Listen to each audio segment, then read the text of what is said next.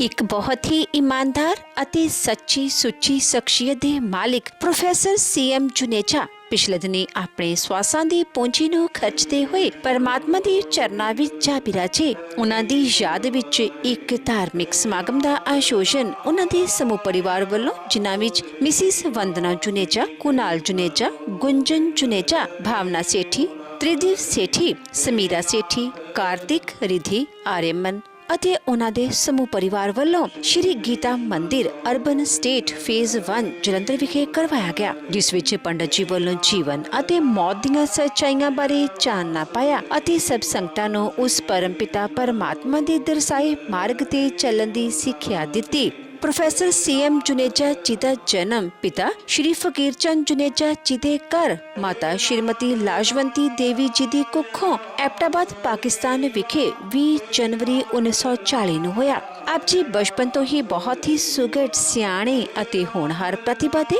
ਮਾਲਿਕ ਸਨ। ਆਪ ਜੀ ਨੇ M.Com ਤੱਕ ਦੀ ਐਜੂਕੇਸ਼ਨ ਹਾਸਿਲ ਕੀਤੀ। ਉਪਰੰਤ ਸਨ 1972 ਵਿੱਚ ਆਪ ਜੀ ਨੇ DAV ਕਾਲਜ ਜਲੰਧਰ ਵਿਖੇ head of the commerce department ਵਜੋਂ ਆਪਣੀਆਂ ਸੇਵਾਵਾਂ ਦੀ ਸ਼ੁਰੂਆਤ ਕੀਤੀ। ਪ੍ਰੋਫੈਸਰ CM ਜੁਨੇਜਾ ਜੀ ਆਪਣੇ ਹਰ ਕੰਮ ਨੂੰ ਬਹੁਤ ਹੀ ਮਿਹਨਤ, ਲਗਨ ਅਤੇ ਇਮਾਨਦਾਰੀ ਨਾਲ ਕਰਿਆ ਕਰਦੇ ਸਨ, ਜਿਸ ਦੀ ਬਦੌਲਤ ਆਪ ਜੀ ਨੇ ਆਪਣੇ ਕੈਰੀਅਰ ਵਿੱਚ ਖੂਬ ਉન્નਤੀ ਹਾਸਿਲ ਕੀਤੀ ਅਤੇ ਖੂਬ ਨਾਮਣਾ ਖਟਿਆ। ਆਪ ਜੀ ਸਨ 2000 ਵਿੱਚ DAV ਕਾਲਜ ਜਲੰਧਰ ਤੋਂ ਸੇਵਾ ਮੁਕਤ ਹੋਏ।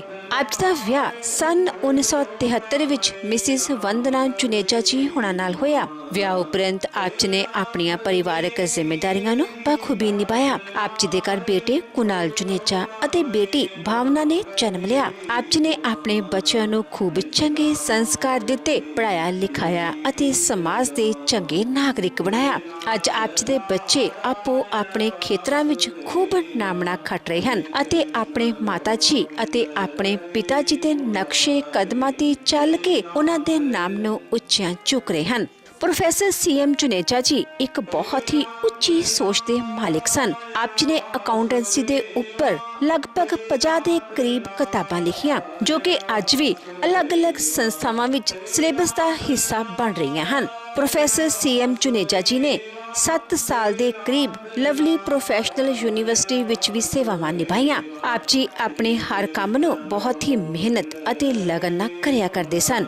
ਪ੍ਰੋਫੈਸਰ CM ਜੁਨੇਜਾ ਜੀ ਅਲੱਗ-ਅਲੱਗ ਸਮੇਂ ਅਲੱਗ-ਅਲੱਗ ਧਾਰਮਿਕ ਸਮਾਜਿਕ ਸੰਸਥਾਵਾਂ ਦੇ ਮੈਂਬਰ ਅਤੇ ਪ੍ਰਧਾਨ ਦੇ ਅਹੁਦੇ ਤੇ ਵੀ ਰਹੇ। ਪ੍ਰੋਫੈਸਰ ਸਾਹਿਬ ਪਰਮਾਤਮਾ ਦੇ ਘਰ ਪ੍ਰਤੀ ਸੱਚੇ ਸ਼ਰਧਾਵਾਨ ਸਨ। ਲੋੜਵੰਦਾਂ ਦੀ ਸਹਾਇਤਾ ਆਪ ਜੀ ਹਮੇਸ਼ਾ ਹੀ ਤਨੋ ਮਨੋ ਅਤੇ ਤਨੋ ਕਰਿਆ ਕਰਦੇ ਸਨ। ਪ੍ਰੋਫੈਸਰ CM ਜੁਨੇਜਾ ਜੀ ਜਿੱਥੇ ਧਰਮ ਪ੍ਰਤੀ ਸੱਚੇ ਨਿਸ਼ਠਾਵਾਨ ਸਨ, ਉੱਥੇ ਹੀ ਆਪ ਜੀ ਨੇ ਧਰਮ ਪ੍ਰਤੀ ਰੁਚੀ ਨੂੰ ਪ੍ਰਗਟ ਕਰਦਿਆਂ ਹੋਇਆਂ ਰਾਮ ਸਤਸੰਗ ਸਭਾ ਦਾ ਨਿਰਮਾਣ ਕੀਤਾ ਅਤੇ ਆਪ ਜੀ ਇਸ ਸਤਸੰਗ ਸਭਾ ਦੇ ਲੰਮਾ ਸਮਾਂ ਪ੍ਰੈਜ਼ੀਡੈਂਟ ਦੇ ਅਹੁਦੇ ਤੇ ਵੀ ਰਹੇ। ਪ੍ਰੋਫੈਸਰ CM ਜੀ ਬਹੁਤ ਹੀ ਮਿੱਠੀ ਬੋਲੀ ਅਤੇ ਮਿਲਾਪੜੇ ਸੁਭਾਅ ਦੇ ਮਾਲਿਕ ਸਨ। ਜੋ ਕੋਈ ਵੀ ਇੱਕ ਵਾਰ ਆਪ ਜੀ ਨਾਲ ਗੱਲ ਕਰ ਲੈਂਦਾ ਤਾਂ ਆਪ ਜੀ ਦਾ ਹੀ ਹੋ ਕੇ ਰਹਿ ਜਾਂਦਾ ਸੀ। ਪ੍ਰੋਫੈਸਰ CM ਜੁਨੇਜਾ ਜੀ ਚਾਹੇ ਅੱਜ ਸਾਡੇ ਵਿਚਕਾਰ ਨਹੀਂ ਹਨ, ਪਰ ਉਹਨਾਂ ਦੇ ਪਾਏ ਪੂਰਨਿਆਂ ਤੇ ਅੱਜ ਆਪ ਜੀ ਦਾ ਸਾਰਾ ਪਰਿਵਾਰ ਚੱਲ ਰਿਹਾ ਹੈ। ਪ੍ਰੋਫੈਸਰ CM ਜੁਨੇਜਾ ਜੀ ਦੀ ਫੁਲਵਾੜੀ ਇਸ ਸਮੇਂ ਸਮੀਰਾ, ਕਾਰਤਿਕ, ਰਿਧੀ ਅਤੇ ਆर्यमन ਨਾਲ ਮਹਿਕ ਰਹੀ ਹੈ।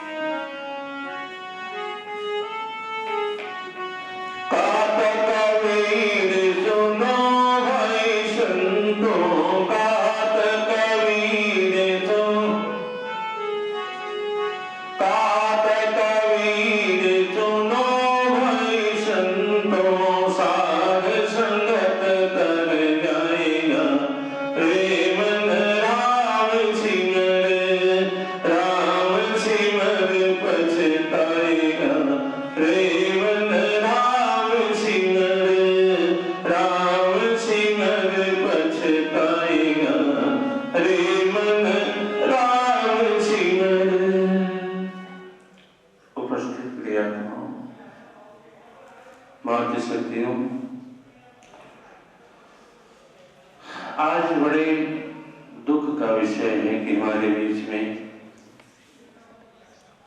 प्रोफेसर चंदा मोहन जुनेजा जी नहीं रहे। आज उनकी आखिरी विदाई के लिए हम सब यहाँ पर एकत्रित हैं। बच्चों के द्वारा 1 घंटे का सत्संग दिवंगत आत्मा के लिए रखा गया है। 1 घंटे के सत्संग में हम आज विदाई परमात्मा के नाम के साथ दे रहे हैं। भगवान का नाम, क्योंकि इस जीवात्मा के लिए भगवत प्राप्ति, भगवान का नाम सबसे ज्यादा सुख देने वाला होता है। क्योंकि आत्मा परमात्मा का संबंध एक है, दोनों एक ही तत्व है। आत्मा का संबंध भौतिक वस्तुओं से कोई लेना देना नहीं है। भौतिक वस्तु इस शरीर से ही संबंध रखता है। शरीर जो है उसी का संबंध होता है भौतिक वस्तुओं का। आत्मा का परमात्मा गरुड़ पुराण के 16वें अध्याय में लिखा गया है कि जिस तरह से अग्नि से आघात लगने से चिंगारियां निकलती,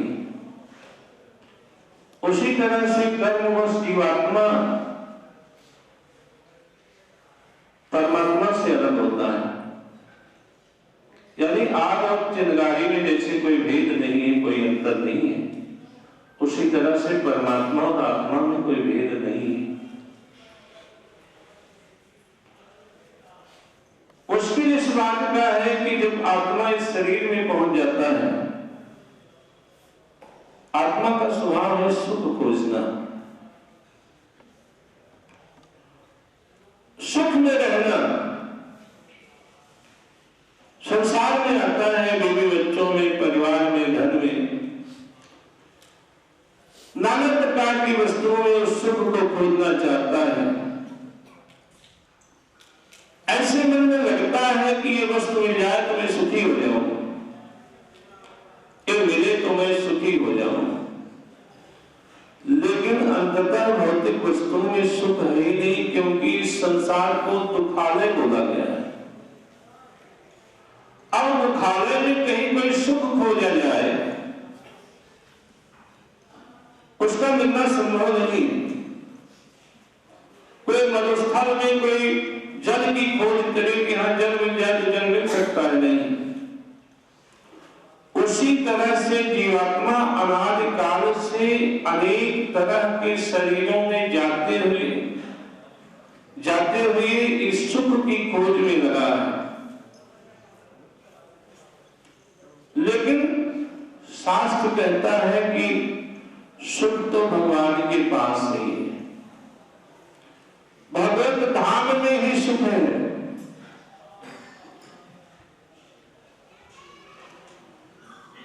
जब जीवात्मा परमात्मा से जाकर पुनः उसका मिलन होगा, जिसको मोक्ष कहते हैं, तो जीवात्मा आत्मा नहीं रह जाता है, पूर्ण परमात्मा बन जाता है। साथियों, संसार में अब ये कहिए कि किसी की मृत्यु ना हो तो एक सृष्टि का एक नियम है, एक खेला है। जब हम जन्म लेते हैं, जन्म लेने के बाद पहली श्वास लेते हैं संसार में, और आखिरी श्वास के बीच का जो समय है इसी को जीवन कहते हैं। ये जीवात्मा का एक सफर है। एक इस शरीर में इसको पड़ाव मिला है रहने के लिए, इन नाप तौल में सबको दिया गया है अपने कर्मवश। कोई बहुत लंबी आयु लेकर जीता है, कोई छोटी आयु में चला जाता है, यानी हम आंखों से देख रहे हैं। कोई नहीं है। कहते हैं प्रत्यक्षम किम प्रमाणम, प्रत्यक्ष का कोई प्रमाण नहीं होता। इन्हीं आंखों के द्वारा हम असंख्य लोगों को अपने बीच से उठते हुए रोज देख रहे हैं, लेकिन फिर हमें लगता है कि हमारी मौत नहीं होगी, हम हमेशा बने रहेंगे। और संसार में सबसे बड़ा यही आश्चर्य है, महापुरुष कहते हैं कि मौत और परमात्मा को हमेशा याद रखना चाहिए। अगर दोनों याद है तो कभी मन जो है गलत दिशा में नहीं जाता है, कभी पाप में नहीं जाता है। लेकिन हम भूले बैठे हैं कि हमारी मौत नहीं होगी, जबकि एक एक श्वास हम घट रहे हैं, हम बढ़ नहीं रहे। एक साल जब हमारा हो जाता है जन्म का, तो हम बड़ा जश्न मनाते हैं कि आज हमारा जन्मदिन है। लेकिन कोई मातम नहीं मनाता कि आज एक साल हमारे जीवन का एक अनमोल हिस्सा निकल गया, कम हो गया, हम घट गए। तो एक एक श्वास, गरुड़ पुराण की 16वें अध्याय में लिखा गया कि एक एक श्वास फूटे हुए घट के समान हम घट रहे हैं। जैसे एक घड़े में कोई बारीक सा सुराख हो, एक एक बूंद पानी निकलता हो, घड़े में झांकिए तो घड़ा खाली होता हुआ देख समझ नहीं आता कि खाली हो रहा है। लेकिन एक समय ऐसा आता है कि एक बूंद भी उस घड़े में पानी नहीं रह जाता है। उसी तरह से जीवन है। धर्मराज युधिष्ठिर से यक्ष ने ही बात पूछी थी कि सबसे बड़ा आश्चर्य जगत में क्या है। उन्होंने कहा आन आन भूतान गच्छन्ते यमालयम शेषा अस्थावर निच्छन्त किमाश्चर्य मता परम। इससे बड़ा क्या आश्चर्य हो सकता है कि असंख्य लोगों को हम रोज यमलोक में जाते हुए लोगों को देखते हैं, लेकिन खुद ऐसा लगता है हम हमेशा बने रहेंगे, हमारी मौत नहीं होगी। इससे बढ़कर क्या आश्चर्य हो सकता है।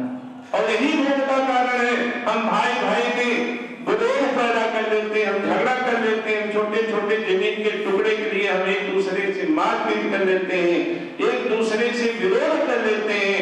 ये हमारी यही कारण है, हम इस बात को नहीं जानते। एक दिन तो हमारे हाथ से कुछ भी, हमारे हाथ खाली हाथ ही जाएंगे, कुछ साथ जाने वाला नहीं है। हम देख रहे हैं एक छोटी कौड़ी भी कोई साथ लेकर आज तक यहाँ से गया नहीं है। जो भी आया है खाली हाथ यहाँ से गया है, खाली हाथ आया है, खाली हाथ ही जाएगा।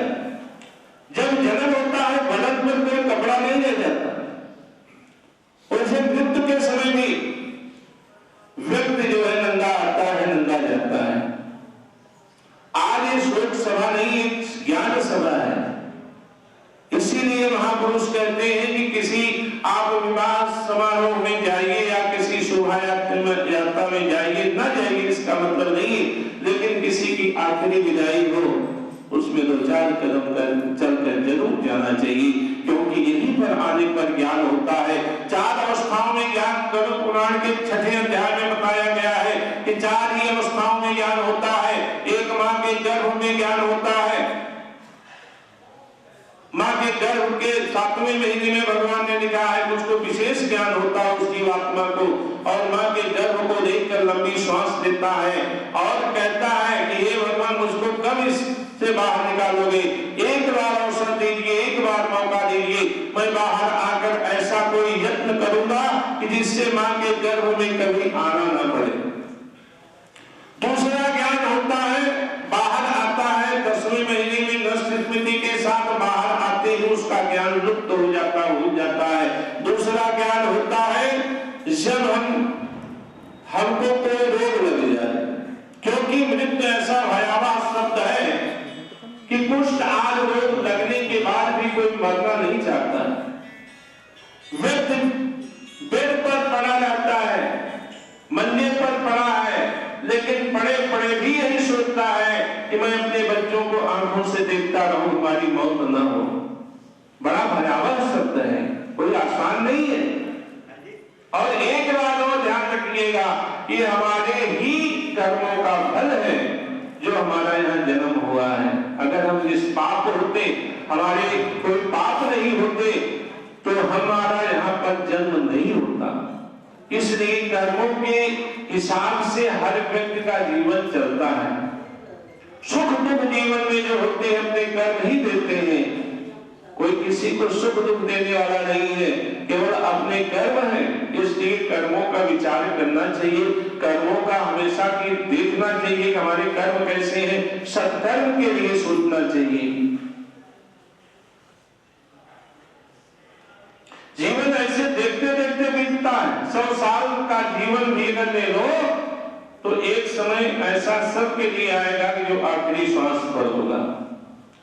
पहले अध्याय में लिखा गया है कि उस समय दिव्य दृष्टि हो जाती है, व्यक्ति जो है संसार को एक मैं देखने लगता है।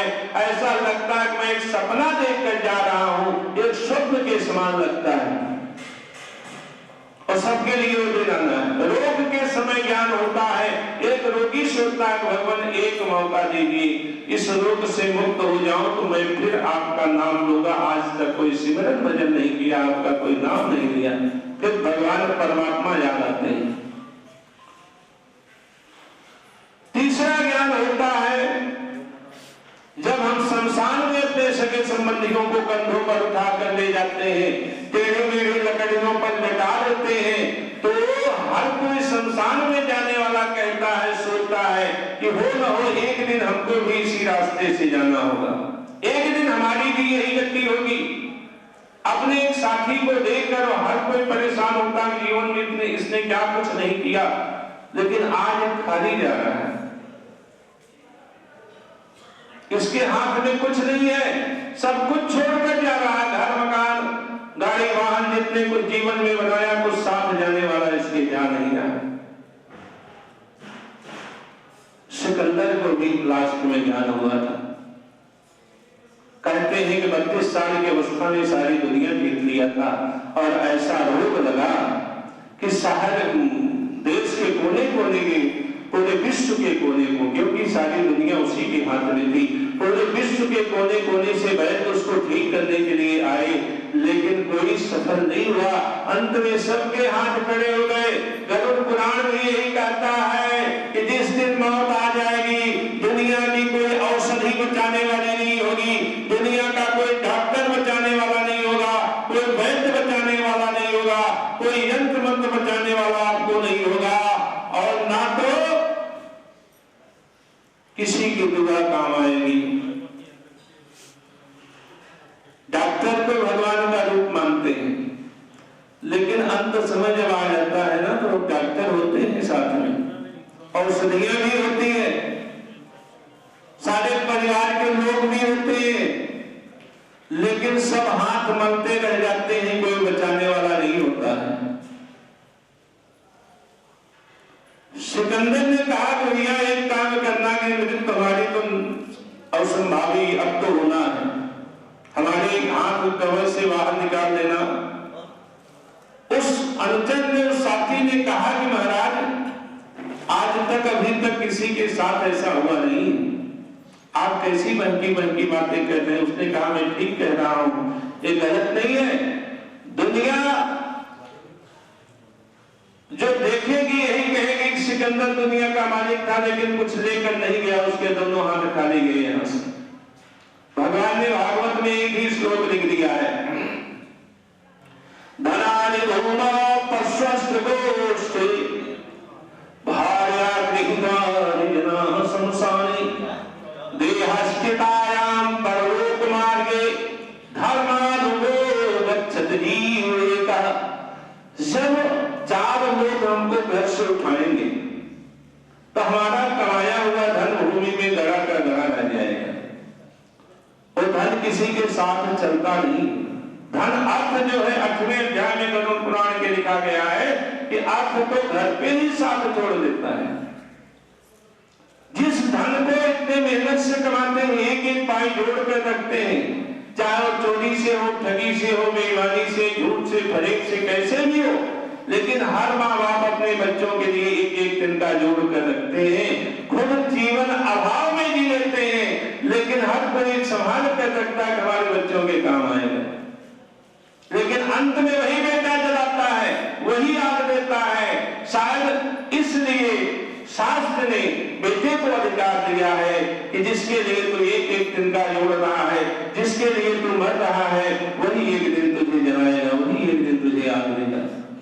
और बेटा बेटी में क्या अंतर है? दोनों अपने बच्चे हैं, लेकिन हम ज्यादातर बच्चे के ऊपर, बेटे के ऊपर हमारा ध्यान होता है, इसलिए कहा गया है पशुष्ट गोष्ठी। कोई पशु पालक रखे हैं, कहां तक साथ देते? पशुशाला में बंधे के बंधे रह जाते हैं, वो भी 2-4 कदम साथ नहीं चलते।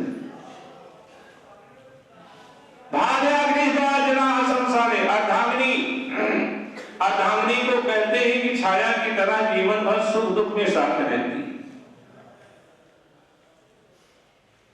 लेकिन बिगड़ती हुई घर के दहलीज तक साथ देती, उसके बाद उसका अधिकार समाप्त हो जाता है। इसलिए कहा गया है कि संसार में बाकी हिस्सों में औरतों को शमशान जाने का की अनुमति नहीं, ये परंपरा नहीं है।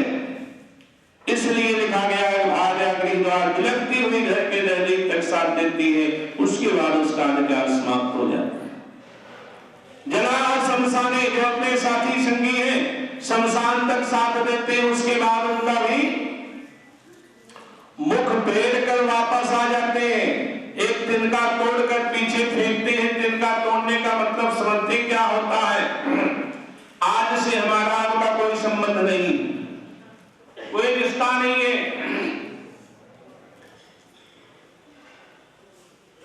ऐ दोस्त, यहां तक तो मैंने पहुंचा दिया, इसके आगे का सफर आपको अकेले तय करना होगा।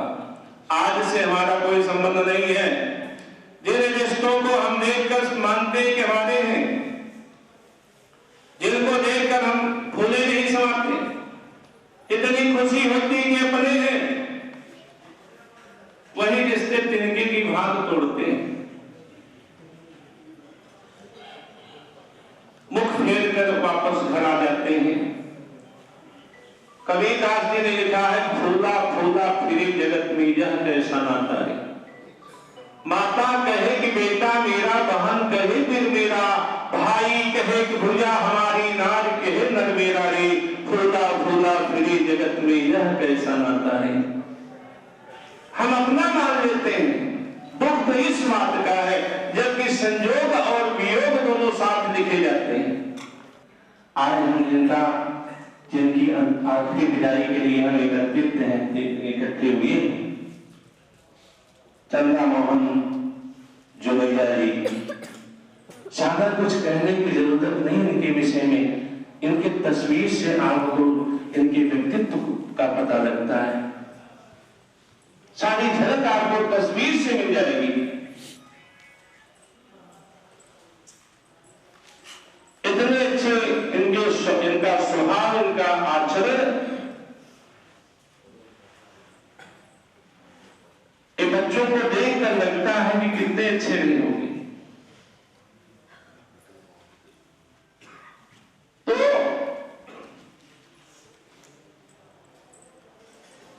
धर्मपत्नी वंदना जुनेजा, आज अगर सबसे बड़ा आघात किसी को लगा है तो वंदना जी, क्योंकि साथी की जरूरत जिंदगी के हर मोड़ पर होती,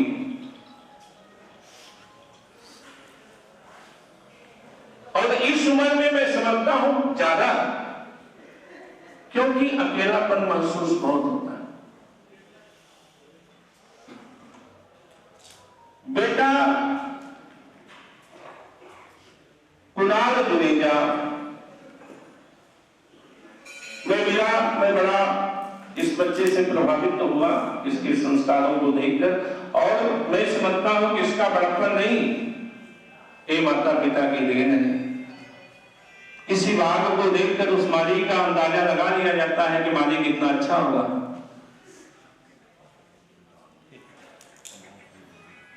ठीक। और बहू जो है गुंजन जुनेजा, बेटी है डिम्पल सेठी और त्रिदिव सेठी दामाद, पोता कार्तिक जुनेजा, सुख संतप्त परिवार में, पोती रिधि जुनेजा, दोता आरमन सेठी दोती, समारा सेठी, शोक संतप्त परिवार में जुनेजा परिवार, सेठी परिवार और कपूर परिवार। आज इस बच्चे के ऊपर, दोनों बेटा और बहू के ऊपर बहुत बड़ी जिम्मेदारी। कोई कहना आसान है, बहुत मुश्किल होता है। जिस दिन पिता नहीं होता ना, दुनिया में अंधकार ही दिखाई देता है। जब तक पिता होता तब तक बच्चों को कोई फिक्र नहीं होता, क्योंकि पिता सबसे बड़ा सलाहकार होता है बच्चों के लिए। जिम्मेदारी महसूस नहीं, चाहे जितनी उम्र बीत जाए, लेकिन ये होता क्यों, हमारे पिताजी को है, संभालेंगे। आज इस बच्चे के ऊपर जिम्मेदारी बहुत बड़ी आई है, और सच्ची श्रद्धांजलि बेटा बहू के लिए मैं यही कहूंगा, अपने पिता के लिए, कि मां को कभी एहसास नहीं होने दें कि अब मैं अकेली हूं। वैसे तो जो अंग कट कर निकल जाता है ना, दुनिया की कोई ताकत उसको जोड़ नहीं सकती। जो सृष्टि ने जो चीज बना दी है ना, उसको कोई, उसमें नहीं कोई फेरबदल कर सकता, लेकिन प्रयास करेंगे। और दूसरी जिम्मेदारी इस बहन के लिए और बहनोई के लिए, बहनों के लिए यही होता है, माता पिता से ही माता इनका सजा रहता है। तो मुझे विश्वास है कि माँ का भी दोनों बच्चे बहुत सम्मान करेंगे, और इस बहन और बहनोई का भी सम्मान करेंगे। समय हमारे पास बहुत कम है।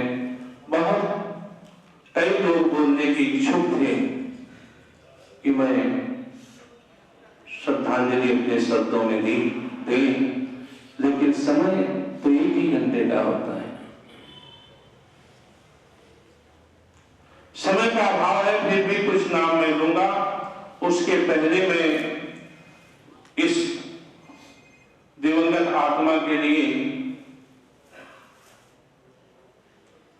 कुछ, इनकी शांति के लिए बच्चों की तरफ से कुछ भेंट आई है। एक डीएवी कॉलेज जालंधर के लिए है, मंदिर के लिए है, मेरा ख्याल होगा वहां डिफेंस कॉलोनी मंदिर, और गुरुद्वारा ये भी डिफेंस कॉलोनी गुरुद्वारा के लिए है। राम शरण के लिए है, और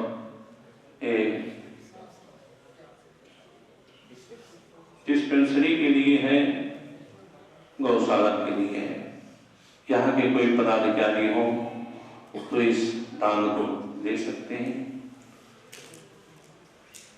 और मैं अब प्रेम शर्मा जी जो डिफेंस कॉलोनी के प्रधान जी हैं, उनसे आग्रह करूंगा कि 2 शब्द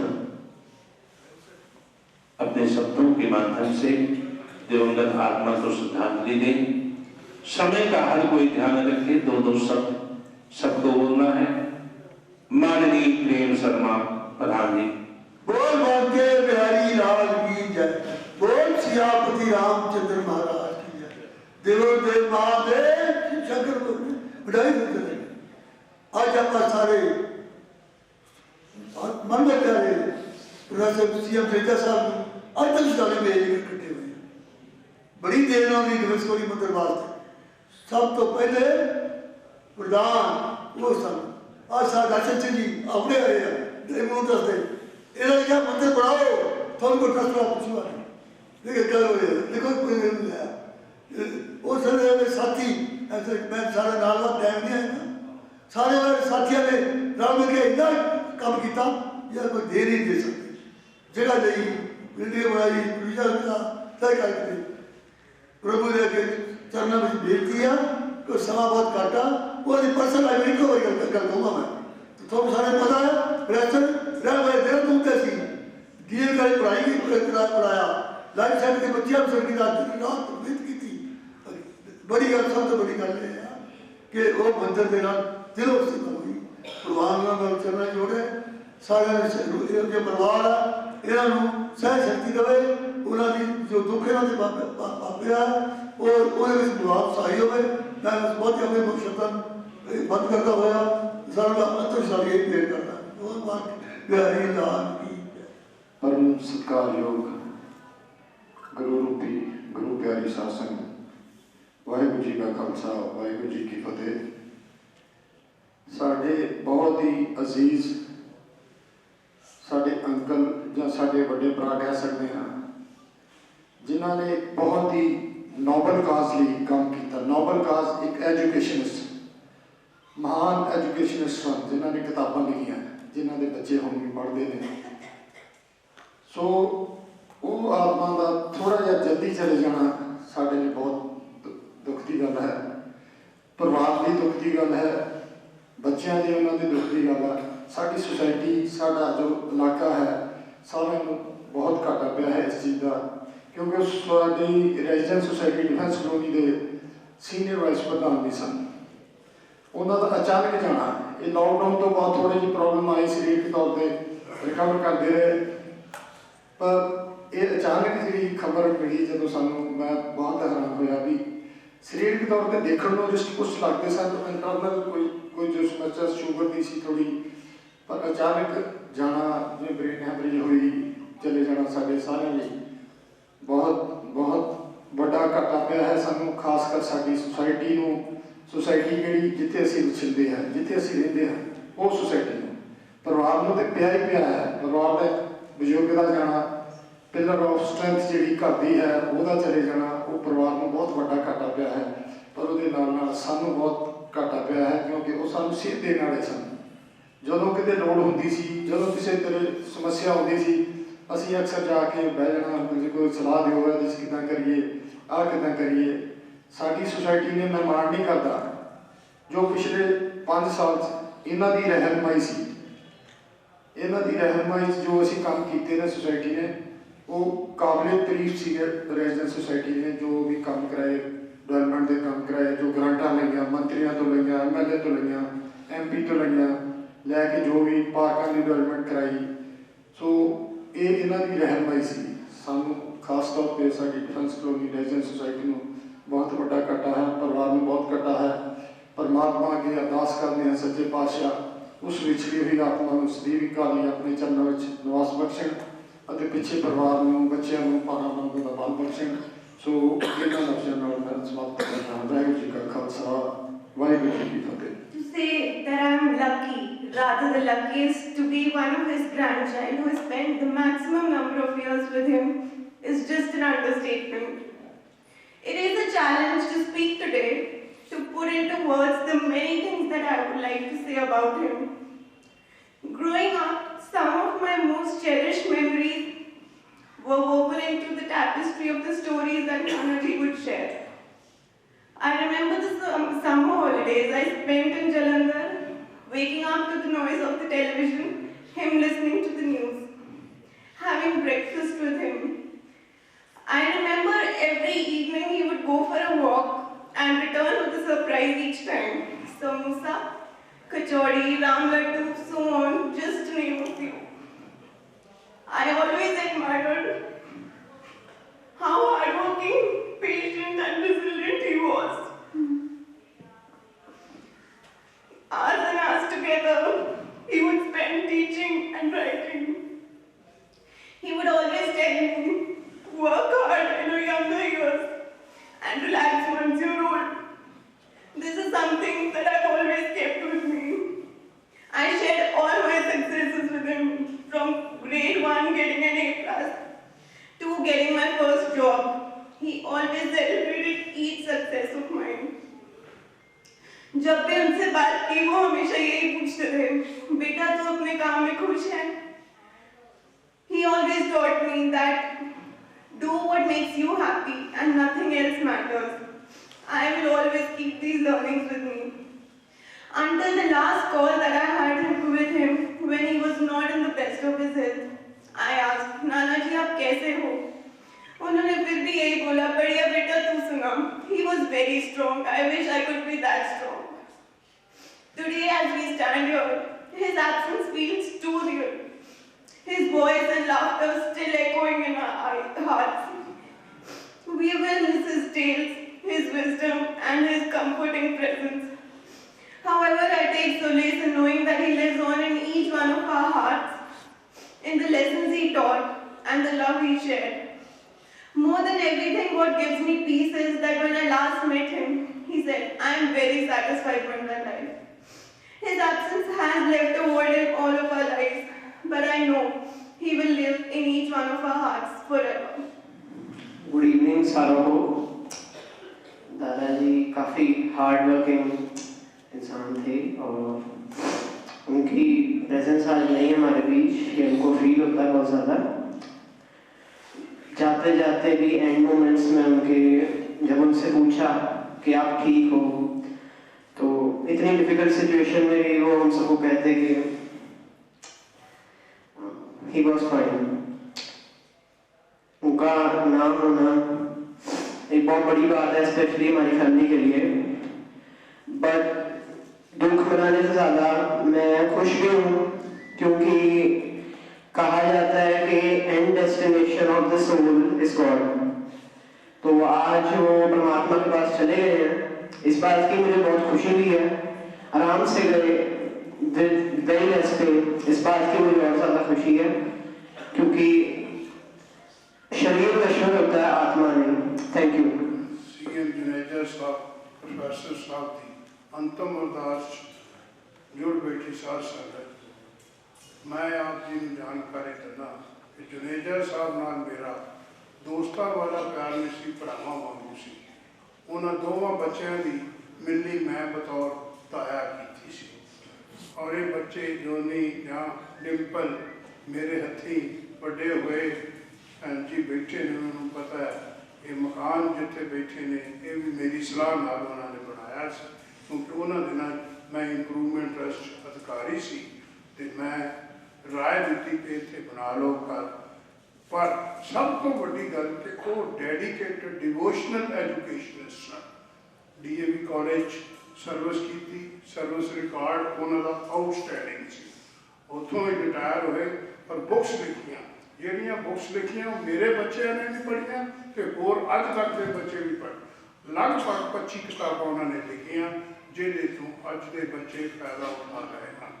ਤੇ ਇਸ ਕਰਕੇ ਮੈਂ ਉਹਨਾਂ ਨੂੰ ਸਭ ਤੋਂ ਵੱਡਾ ਐਜੂਕੇਸ਼ਨਿਸਟ ਸਮਝਦਾ, ਜਿਹੜੇ ਕਿ ਬੜੇ ਬੜਿਆਂ ਨੂੰ ਗਾਈਡੈਂਸ ਦਿੰਦੇ ਸਨ, ਪਰ ਉਹਨਾਂ ਦੀ ਜ਼ਿੰਦਗੀ ਚ ਇੱਥੇ ਕੁਝ ਲੋਕ ਬੈਠੇ ਹਨ ਜਿਹੜੇ ਉਹਨਾਂ ਦੇ ਸ਼ਿਸ਼ ਸਨ, ਜਿਨ੍ਹਾਂ ਨੇ ਉਹਨਾਂ ਤੋਂ ਗਾਈਡੈਂਸ ਲੈ ਕੇ ਜ਼ਿੰਦਗੀ 'ਚ ਕਾਮਯਾਬੀ ਹਾਸਲ ਕੀਤੀ। ਮੈਨੂੰ ਬੜਾ ਦੁੱਖ ਹੋਇਆ ਕਿ ਮੇਰੇ ਭਰਾਵਾਂ ਵਰਗਾ ਦੋਸਤ ਦੁਨੀਆ ਤੋਂ ਚਲਾ ਗਿਆ।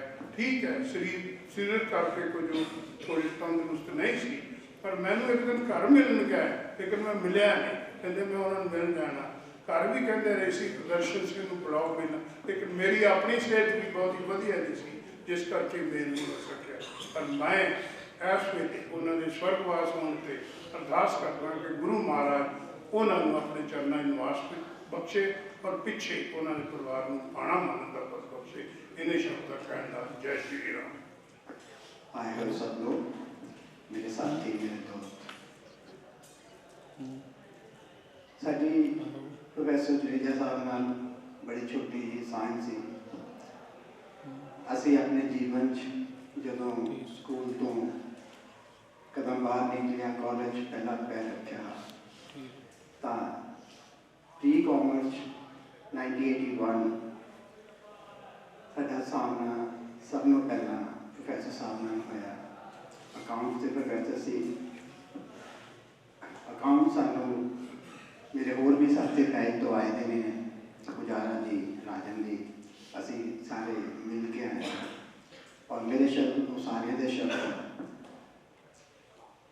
अकाउंट्स असी उन्होंने को सीखिया। और साडे बैच दे विचों काफ़ी स्टूडेंट जिहड़े हैगे आ अकाउंट्स दे नाल ही जुड़े हुए काम कर रहे हैं। मैं भी उन्होंने विचों एक है।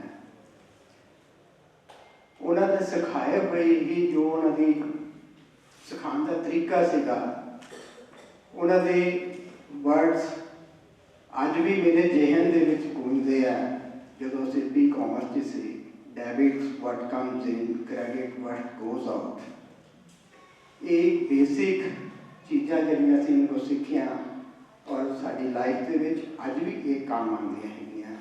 ये एक गुरु की देन है जिहड़ी कि अपने शिष्य नूं ता जिंदगी जिहड़ा उन्होंने सिखाया साडे काम आ रही है। ਇਹ ਸਾਰਿਆਂ ਦਾ ਉਸ ਤੋਂ ਇਲਾਵਾ ਵੀ ਉਹਨਾਂ ਦੇ ਨਾਲ ਲਗਾਵ ਰਿਹਾ। ਅਸੀਂ ਟਿਊਸ਼ਨ ਦੇ ਵਾਸਤੇ ਵੀ ਘਰ ਰੱਖਦੇ ਰਹੇ। ਉਦੋਂ ਵੀ ਉਹਨਾਂ ਦੇ ਨਾਲ ਪਿਆ ਡਿਫੈਂਸ ਕਾਲਨੀ ਦੇ ਵਿੱਚ ਜਦੋਂ ਵੀ ਨਿਕਲਣਾ ਉਦੋਂ ਵੀ ਉਹਨਾਂ ਦੇ ਨਾਲ ਗੱਲਬਾਤ ਕੁਛ ਹੋ ਜਾਂਦੇ ਸੀ। ਤਾਂ ਮੈਂ ਆਪਣੇ ਸਾਰੇ ਬੈਚ ਵੱਲੋਂ ਜਿਹੜੇ ਆਏ ਨੇ ਪੁਜਾਰਾ ਜੀ, ਰਾਜਨ ਜੀ, ਅਮਿਤ ਚੋਪੜਾ ਜੀ ਜਿਹੜੇ ਪੰਜਾਬ ਪੀਐਸਸੀ ਦੇ ਹੈਡ ਹੈਗੇ ਆ, ਉਹਨਾਂ ਨੇ ਵੀ ਆਪਣਾ ਸੰਦੇਸ਼, ਸ਼ੋਕ ਸੰਦੇਸ਼ ਭੇਜਿਆ ਹੈ ਪਰਿਵਾਰ ਦੇ ਵਾਸਤੇ। ਮੇਰੀ ਪਰਮਾਤਮਾ ਅੱਗੇ ਗੁਜ਼ਾਰਿਸ਼ ਹੈ ਕਿ ਵੀ ਉਹਨਾਂ ਨੂੰ ਆਪਣੇ ਜਨਮ ਸਥਾਨ में शांति प्रदान करें और परिवार में ये जो लाश होया हम चैन दे सकते हैं। धन्यवाद। मैं सुरेंद्र पुजारा मैं स्टूडेंट रहना मैं सारे पहले तो प्रणाम सारे स्टेज से बैठे मेरा विराजमान सारे साथी हैं। मैं जुनेजा जी को 1981 तो बाद लैके 84 तक पढ़िया मैं 2 साल यहाँ पर पढ़िया मैं और इन्हों दी क्वालिटीज़ इन्हों की कमांड इन्होंने देख के मैं काफ़ी कुछ सीखी। वैसे तो कहते हैं कि अपने बंदे का पहला गुरु की मां दूजा प्योर टीचर। ये टीचर है साढ़े इक्वेटेड विद हिंदू समाज के टीचर होते जो गुरु समान अपने कहा गया है। और अध्यात्मिक गुरु वाले ने कहा है कि अपने गुरु समान दाता नहीं जाचक शिष्य समान 3 लोगों की समता सौ गुरु दीनी दान। और ये जो साढ़े अकेडमिक गुरु है यही घट नहीं है क्योंकि इन्हों का पढ़ाया और इन्हों का सिक्ख्या होया सानू सारी जिंदगी का माता अज तक भी स्टिल मतलब हूँ जे किसी मैं बैंकिंग बैंक मैनेजर है मैं किसी चीज़ की किसी प्रॉब्लम फस जाना मैं और वो सोल्यूशन मेरे मैं इन्हों की क्या हो जाता इन्हों एक बहुत एक अच्छी परसेंटेज जोड़ा कि इन्हों का इमेज मेरे साढ़े दिल में हमेशा ही फ्रैश रहेगा। और अज साढ़े नहीं है चलो मैं अपने परमात्मा को प्रेयर करता है कि इन्होंने अपने श्री चरण स्थान से और इन्होंने फैमिली को स्ट्रेंथ देवे कि अपने दुख को सह सकें। ओम शांति।